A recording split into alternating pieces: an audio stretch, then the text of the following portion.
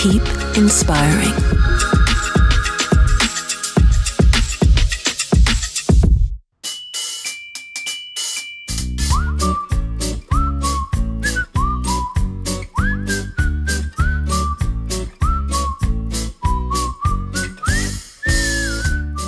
Verili by ste, že tieto zábery, ktoré ste práve videli s našim Baileym a s Elinkou, neboli natočené pomocou žiadneho zoomu s optickým približením? Neverili však a veríte tomu, že to, na čo sa práve pozeráte, je takisto priblíženie bez optického zoomu? Neverili?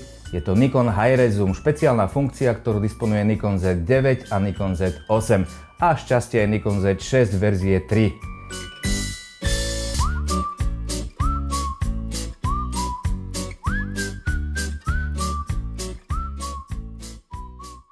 Zábery v prvej časti seriálu boli natočené týmto skvelým objektívom Nikkor Z 85 mm vo svetelnosti f1.2s. Je to skvelý objektív na portréty, ale nemá priblíženie. A preto som si pomohol funkciou Hi-Res Zoom, aby som zábery ozvláštnil, aby som dokázal priblížiť detail bez toho, aby som stratil kvalitu obrazu.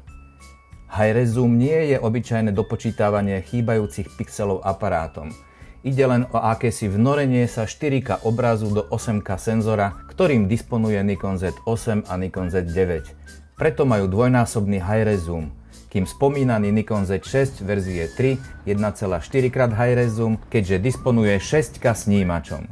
Hi-Res Zoom si aktivujete v menu natáčania videa a potom si vo funkciách prispôsobenia ovládania priradíte túto funkciu tlačidlám na fotoaparáte alebo prstencu na objektíve. K dispozícii máte až 10 rýchlostí priblíženia. Verím, že sa vám funkcia Hi-Res Zoom od Nikonu páči, že budete môcť aj pomocou takýchto skvelých objektívov s pevnou ohniskovou vzdialenosťou krásne vnikať a zoomovať do obrazu a späť a ozvláštniť tvoje videozábery. Ďakujem vám za pozornosť a teším sa na budúce. Ahoj. Keep inspiring.